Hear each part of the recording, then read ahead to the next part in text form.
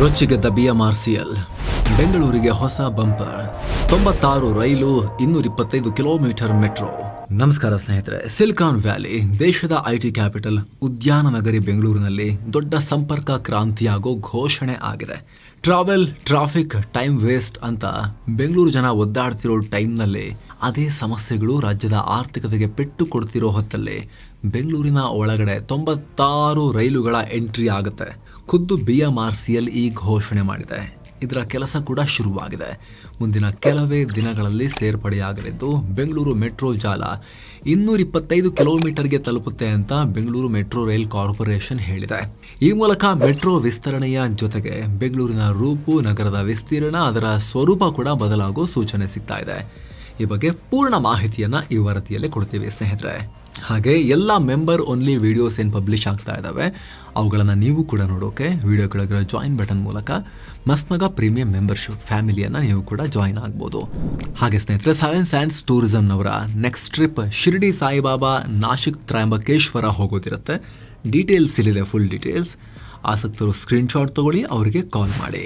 ಬೆಂಗಳೂರಿಗೆ ಬರ್ತೇವೆ 96 ರೈಲು, 4 ನಿಮಿಷಕ್ಕೊಮ್ಮೆ ಪ್ರಯಾಣಿಕರಿಗೆ ಸೇವೆ. ಎಸ್ ಸ್ನೇಹಿತರೆ, ಬೆಂಗಳೂರು ಸಾರಿಗೆಯ ಜೀವನಾಡಿ ಮೆಟ್ರೋ ಇತ್ತೀಚಿನ ದಿನಗಳಲ್ಲಿ ಊಹೆಗೂ ಮೀರಿದ ಬೆಳವಣಿಗೆ ಕಾಣ್ತಾ ಇದೆ.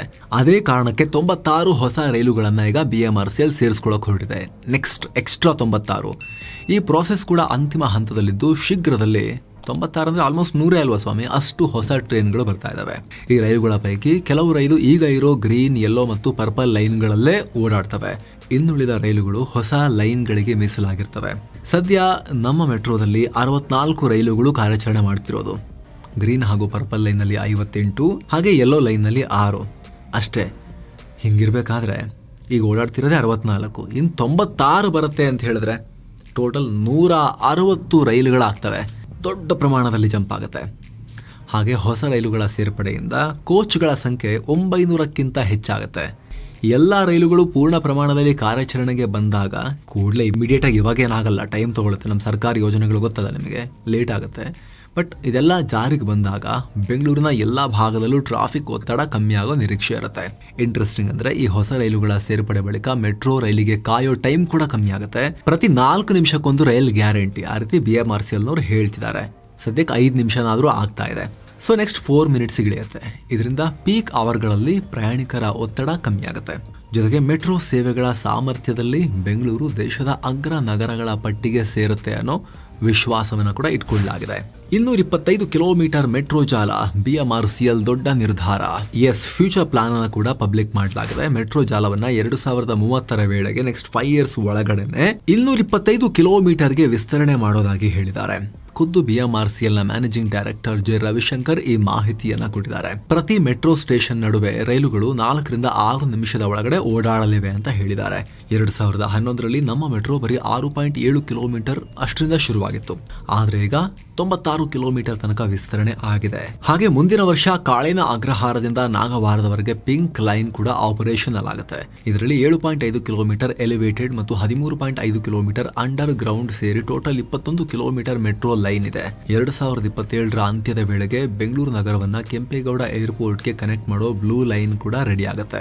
2027ರವರೆಗೆ ನಾವು 175 ಕಿಲೋಮೀಟರ್ ಮೆಟ್ರೋ ಜಾಲವನ್ನ ರೀಚ್ ಆಗ್ತೀವಿ. 2030ರ ವೇಳೆಗೆ 225 ಕಿಲೋಮೀಟರ್ಗೆ ತಲುಪಿಸಬೇಕು ಅನ್ನೋ ಗುರಿಯನ್ನ ಇಟ್ಕೊಳ್ಳಲಾಗಿದೆ. ಇನ್ನು ಸ್ನೇಹಿತರೆ, ಆಲ್ರೆಡಿ ಕಾರ್ಯಾಚರಣೆ ನಡೆಸ್ತಾ ಇರೋ ನಮ್ಮ ಮೆಟ್ರೋದಲ್ಲಿ ಗ್ರೀನ್, ಪರ್ಪಲ್ ಮತ್ತು ಯೆಲ್ಲೋ ಲೈನ್ಗಳಲ್ಲಿ ಪ್ರತಿದಿನ 10 ಲಕ್ಷಕ್ಕೂ ಅಧಿಕ ಜನ ಪ್ರಯಾಣ ಮಾಡ್ತಿದ್ದಾರೆ. ಸದ್ಯ ದೇಶದ ರಾಜಧಾನಿ ದಿಲ್ಲಿ ಹೊರತುಪಡಿಸಿದ್ರೆ ನಮ್ಮ ಬೆಂಗಳೂರು ಮೆಟ್ರೋ ಇದೆಯಲ್ಲ, ಭಾರತದ 2ನೇ ಅತಿ ದೊಡ್ಡ ಮೆಟ್ರೋ ನೆಟ್ವರ್ಕ್ ಅನ್ನೋ ಖ್ಯಾತಿಯನ್ನ ಹೊಂದಿದೆ.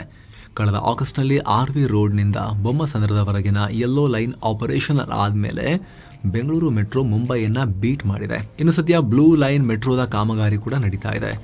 15,000 ಕೋಟಿ ರೂಪಾಯಿ ಖರ್ಚಲ್ಲಿ 58 ಕಿಲೋಮೀಟರ್ ಉದ್ದದಲ್ಲಿ ಈ ಕಾಮಗಾರಿ ನಡೀತಾ ಇದ್ದು, ಈ ಲೈನ್ ಬೆಂಗಳೂರಿನ ಸಿಲ್ಕ್ ಬೋರ್ಡ್ ಜಂಕ್ಷನ್ನಿಂದ ದೇವನಹಳ್ಳಿ ಕೆಂಪೇಗೌಡ ಅಂತಾರಾಷ್ಟ್ರೀಯ ವಿಮಾನ ನಿಲ್ದಾಣಕ್ಕೆ ಕನೆಕ್ಟ್ ಆಗುತ್ತೆ.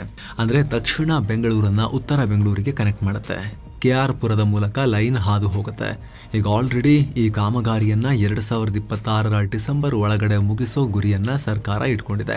KR ಪುರಂನಿಂದ ಹೆಬ್ಬಾಳ ಮಾರ್ಗವನ್ನ 2027ರ ಡಿಸೆಂಬರ್ ವೇಳೆಗೆ ಹಾಗೂ ಹೆಬ್ಬಾಳದಿಂದ ಕೆಂಪೇಗೌಡ ಏರ್ಪೋರ್ಟ್ ವರೆಗಿನ ಮಾರ್ಗವನ್ನ 2027ರ ಜೂನ್ ವೇಳೆಗೆ ಪೂರ್ಣಗೊಳಿಸ್ತೀವಿ ಅಂತ ಬೆಂಗಳೂರು ನಗರಾಭಿವೃದ್ಧಿ ಸಚಿವ DCM ಡಿ.ಕೆ. ಶಿವಕುಮಾರ್ ಅವರು ಹೇಳಿದ್ದಾರೆ.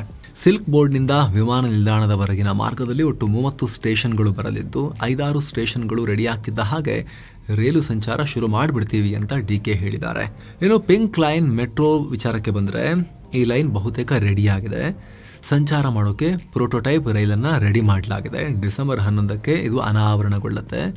18 ಸ್ಟೇಷನ್ಗಳಿದಾವೆ ಇದರಲ್ಲಿ. ಈ ಲೈನಲ್ಲಿ ಕಾಳಿನ ಅಗ್ರಹಾರದಿಂದ ತಾವರೆಕೆರೆವರೆಗಿನ ಮಾರ್ಗ 2026 ಮೇ ವೇಳೆಗೆ ಶುರುವಾಗೋ ನಿರೀಕ್ಷೆ ಇದೆ. ಸೊ ಇದೆಲ್ಲ ಬೇಗ ಆಗ್ತಾ ಹೋದ್ರೆ ಬೆಂಗಳೂರಿಗೆ ಮೆಟ್ರೋ ರೈಲುಗಳ ಬೇಡಿಕೆ ಹೆಚ್ಚಾಗುತ್ತೆ. ಹೀಗಾಗಿ 96 ರೈಲುಗಳ ಆರ್ಡರ್ ಆಗಿದೆ. ಈಗ ಸೇರಿಸ್ಕೊಳ್ತಿರೋ ರೈಲುಗಳ ಪೈಕಿ ಗ್ರೀನ್ ಮತ್ತು ಪರ್ಪಲ್ ಲೈನ್ಗಳಿಗೆ 21 ರೈಲುಗಳು, ಯೆಲ್ಲೋ ಲೈನ್ಗೆ 9 ರೈಲು, ಹಾಗೆ ಹೆಚ್ಚುವರಿಯಾಗಿ 6 ರೈಲುಗಳ ನಿಯೋಜನೆ ಮಾಡೋ ಪ್ಲಾನ್ ಇದೆ. ಇನ್ನು ಬ್ಲೂ ಲೈನ್ಗೆ 37 ಹೊಸ ರೈಲು, ಪಿಂಕ್ ಲೈನ್ಗೆ 26, ಇವುಗಳ ಜೊತೆ ಹೆಚ್ಚುವರಿಯಾಗಿ 7 ರೈಲುಗಳಿಗೆ ಆರ್ಡರ್ ಕೊಡಲಾಗಿದೆ. ಸ್ನೇಹಿತರೆ, ಬೆಂಗಳೂರು ಬರೀ ಕರ್ನಾಟಕಕ್ಕೆ ಮಾತ್ರ ಅಲ್ಲ, ದೇಶಕ್ಕೆ ದೊಡ್ಡ ಇಂಜಿನ್ ಇದು. ಇಲ್ಲಿ ಎಲ್ಲ ಥರದ ಉದ್ಯೋಗಿಗಳಿದ್ದಾರೆ, ಕಂಪನಿಗಳಿದ್ದಾವೆ. IT, ಸ್ಟಾರ್ಟ್ಅಪ್ಸ್, ಮ್ಯಾನುಫ್ಯಾಕ್ಚರಿಂಗ್, ಇಂಡಸ್ಟ್ರಿಗಳು ಎಲ್ಲ ಇದ್ದಾವೆ. ಆದರೆ ಟ್ರಾಫಿಕ್ ಮತ್ತು ಕಿರಿಕಿರಿಯಿಂದಾಗಿ ರೋಡಲ್ಲಿ ಬಂದರೆ ಮುಗದೇ ಹೋಯ್ತು ಅನ್ನೋ ವಾತಾವರಣ ಇದೆ. ಟೈಮಿಗೆ ಕರೆಕ್ಟಾಗಿ ರೀಚ್ ಆಗ್ಲಿಕ್ಕೆ ಆಗಲ್ಲ ಅಂಥೇಳಿ ಬೆಳಿಗ್ಗೆ 8-9 ಗಂಟೆಗೆಲ್ಲ ಮೀಟಿಂಗ್ ಇಟ್ಕೊಂಡು ಬಿಟ್ಟರೆ ಏನಾದರೂ ಕೂಡ 8-9-10 ಗಂಟೆಗೆಲ್ಲ ಅವರು ಮಾಮೂಲಿಗಿಂತ ಒಂದು ಗಂಟೆ ಎಕ್ಸ್ಟ್ರಾ ಇಟ್ಕೊಂಡು ಮನೆಯಿಂದ ಬೇಗ ಹೊರಡಬೇಕು. ಬೆಳಿಗ್ಗೆ ಎದ್ದು ಒಂಥರ ತಪಸ್ಸು ರೀತಿ ಅದು. ಹಾಗಾಗಿ ಫ್ರಸ್ಟ್ರೇಷನ್ ಇದೆ ಇಲ್ಲಿ. ಸ್ವಲ್ಪ ಟೈಮಿಗೆ ಕರೆಕ್ಟಾಗಿ ಉದ್ಯೋಗಿಗಳು, ಅಧಿಕಾರಿಗಳು ರೀಚ್ ಆಗಬೇಕಾಗಿರೋ ಜಾಗಕ್ಕೆ ರೀಚ್ ಆಗ್ಲಿಕ್ಕೆ ಆಗಲ್ಲ ಅನ್ನೋ ಫ್ರಸ್ಟ್ರೇಷನ್ ಇದೆ. 5-6 ಕಿಲೋಮೀಟರ್ ಹೋಗ್ಬೇಕಂದ್ರೂ ಕೂಡ ಪೀಕ್ ಟ್ರಾಫಿಕ್ ಇರೋ ಟೈಮ್ನಲ್ಲಿ 1 ಗಂಟೆ ಟೈಮ್ ಆಗುವಂಥ ವಾತಾವರಣ ಇದೆ. ಇದರಿಂದ ಏನಾಗುತ್ತೆ, ಮೆಂಟಲ್ ಹೆಲ್ತ್ ಹಾಳು, ಲಂಗ್ಸ್ ಹೆಲ್ತ್ ಹಾಳು, ಆಮೇಲೆ ಫ್ಯೂಲ್ ವೇಸ್ಟ್, ಇಂಧನ ವೇಸ್ಟ್ ಆಗುತ್ತೆ, ಉದ್ಯೋಗಿಗಳ ಪ್ರೊಡಕ್ಟಿವಿಟಿ ಹಾಳಾಗುತ್ತೆ, ಕಂಪನಿಯ ಪ್ರೊಡಕ್ಟಿವಿಟಿ ಕೂಡ ಹಾಳಾಗುತ್ತೆ. ಪ್ರತಿ ವರ್ಷನೂ ಸಾವಿರಾರು ಕೋಟಿ ರೂಪಾಯಿ ಲಾಸ್ ಆಗ್ತಾ ಇದೆ ಇದರಿಂದ. ಹೀಗಾಗಿ ಮೆಟ್ರೋ ರ್ಯಾಪಿಡ್ ಆಗಿ ಇಂಪ್ರೂವ್ ಆಯಿತು ಅಂತ ಹೇಳಿದ್ರೆ ಇದರಿಂದ ಬೆಂಗಳೂರಿನ ಮೂಲೆಗೂ ಕನೆಕ್ಟಿವಿಟಿ ಚೆನ್ನಾಗಿ ಸಿಕ್ಕಿದ್ರೆ ಸ್ವಂತ ಗಾಡಿ ತೊಗೊಂಡು, ಕಾರು, ಬೈಕ್ ತೊಗೊಂಡು ರಸ್ತೆಯಲ್ಲಿ ಒದ್ದಾಡ್ತಾ ಕೂರೋದ್ರ ಬದಲು ಸ್ವಿಫ್ಟ್ ಆಗಿ ಮೆಟ್ರೋದಲ್ಲಿ ಟ್ರಾನ್ಸ್ಪೋರ್ಟ್ ವ್ಯವಸ್ಥೆ ಸಿಗುತ್ತಲ್ವಾ ಅಂಥೇಳಿ ಜನ ಅದನ್ನು ಜಾಸ್ತಿ ಡಿಪೆಂಡ್ ಆಗೋಕೆ ಶುರು ಮಾಡ್ತಾರೆ.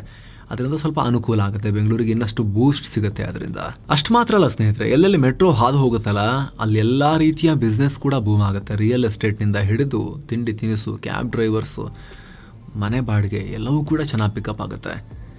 ಆಲ್ರೆಡಿ ಮೆಟ್ರೋ ಸ್ಟೇಷನ್ ಮತ್ತು ಲೈನ್ನಿಂದ 500 ಮೀಟರ್ ವ್ಯಾಪ್ತಿಯೊಳಗಿನ ಸೈಟ್ಗಳ ಬೆಲೆ 20-40% ಜಂಪ್ ಆಗಿದೆ. ಮೆಟ್ರೋ ಬರುತ್ತೆ, ಅಪ್ರೂವ್ ಆಯಿತು ಅಂದರೆ ಸಾಕು, ಆ ಭಾಗದ ರಿಯಲ್ ಎಸ್ಟೇಟ್ಗೆ ಚಿಗುರುಡಿಯುತ್ತೆ. ಇದರಿಂದ ಸರ್ಕಾರಕ್ಕೆ ಪ್ರಾಪರ್ಟಿ ಟ್ಯಾಕ್ಸ್, ಕಮರ್ಷಿಯಲ್ ಟ್ಯಾಕ್ಸ್ ಹೆಸರಲ್ಲೂ ಕೂಡ ಆದಾಯ ಬರುತ್ತೆ. ಲೋಕಲ್ ಎಕಾನಮಿ ಬೂಮ್ ಆಗುತ್ತೆ. ಏನೋ ಸ್ನೇಹಿತರೆ, ಸದ್ಯ ಜಗತ್ತಲ್ಲಿ ಮೆಟ್ರೋ ಎಲ್ಲೆಲ್ಲಿ ಜಾಸ್ತಿ ಇದೆ ಅಂತ ನಾವು ನೋಡ್ತಾ ಹೋದರೆ ಹೆಚ್ಚಿನ ಪಾಲನ ಚೀನಾ ಹೊಂದಿದೆ. ಚೀನಾ ಮೆಟ್ರೋ ನೆಟ್ವರ್ಕ್ 10,187 ಕಿಲೋಮೀಟರ್ ಇದೆ. ನಂತರ ಅಮೆರಿಕ ಇದೆ. ಅಮೆರಿಕದಲ್ಲಿ 1,389 ಕಿಲೋಮೀಟರ್ ಮೆಟ್ರೋ ನೆಟ್ವರ್ಕ್ ಇದೆ. ನಾವು 3rd ಪ್ಲೇಸಲ್ಲಿದ್ದೀವಿ, 1000 ಕಿಲೋಮೀಟರ್ ಇದೆ. ದಿಲ್ಲಿ ಮತ್ತು NCR ಪ್ರದೇಶದಲ್ಲಿ ಭಾರತದ ಹೆಚ್ಚಿನ ಮೆಟ್ರೋ ಜಾಲ ಇದೆ. ಅದು ಬಿಟ್ಟರೆ ನಮ್ಮ ಬೆಂಗಳೂರು 2nd ಇದೆ, ಆನಂತರ ಮುಂಬೈ, ಆಮೇಲೆ ಹೈದರಾಬಾದ್, ಚೆನ್ನೈ, ಕೋಲ್ಕತ್ತಾ, ಅಹಮದಾಬಾದ್, ನಾಗ್ಪುರ, ಪುಣೆ, ನೋಯ್ಡಾ, ಲಕ್ನೋದಲ್ಲಿ ಮೆಟ್ರೋ ಜಾಲ ಆಗಿದೆ, ಆಗ್ತಾ ಇದೆ. ಇನ್ನು ಭಾರತದ ನಂತರ ಕಂಟ್ರಿ ವಿಚಾರಕ್ಕೆ ಬಂದರೆ ನೆಕ್ಸ್ಟ್ ಜಪಾನ್ ಇದೆ, 4ನೇ ಸ್ಥಾನದಲ್ಲಿದೆ, 897 ಕಿಲೋಮೀಟರ್. ಅದಾದಮೇಲೆ ದಕ್ಷಿಣ ಕೊರಿಯಾ ಬರುತ್ತೆ, 753 ಕಿಲೋಮೀಟರ್. ಈ ಥರ ಇದೆ. ಇದಕ್ಕೆ ಸಂಬಂಧಪಟ್ಟಂತೆ ನಿಮಗೇನು ಅನ್ಸುತ್ತೆ ಕಾಮೆಂಟ್ ಮಾಡಿ ತಿಳಿಸಿ. Thank you so much. ಆಗಲೇ ಹೇಳಿದ ಮಸ್ಮಗ ಪ್ರೀಮಿಯಂ ಮೆಂಬರ್ಶಿಪ್ನಲ್ಲಿ ಆಸಕ್ತಿ ಇರೋರು ವಿಡಿಯೋ ಕೆಳಗಿರೋ ಜಾಯಿನ್ ಬಟನ್ ಮೂಲಕ ಪ್ರೀಮಿಯಂ ಮೆಂಬರ್ಶಿಪ್ ಫ್ಯಾಮಿಲಿಯನ್ನು ಸೇರ್ಬೋದು. ಆನಂತರ ಎಲ್ಲ ಮೆಂಬರ್ ಓನ್ಲಿ ವೀಡಿಯೋಸನ್ನು ನೀವು ಕೂಡ ನೋಡೋಕೆ ಶುರು ಮಾಡ್ಬೋದು. ಮತ್ತೆ ಭೇಟಿ ಆಗ್ತಿರೋಣ ಸ್ನೇಹಿತರೆ. ನಮಸ್ತೆ.